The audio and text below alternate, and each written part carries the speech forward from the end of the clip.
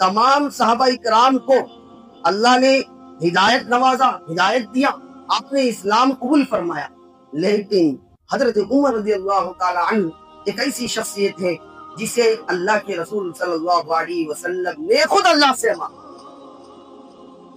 خود کس سے مانگا بھائی؟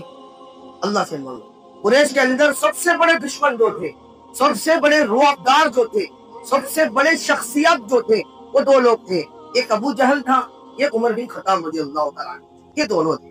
آپ نے اللہ سے دعا فرمائی، آپ نے کہا اللہم اعز الاسلام باحد الرجلین واما ابو جہل واما عمر بن خطاب رضی اللہ تعالیٰ عنہ۔ آپ صلی اللہ علیہ وسلم کی یہ دعا تھی، آپ نے اللہ سے مانگا، یہ اللہ یا تو ابو جہل کو آپ اسلام کو ان کے ذریعے سے عزت عطا فرما، یا حضرت عمر رضی اللہ تعالیٰ عنہ کے ذریعے سے اسلام کو عزت نصیب فرما۔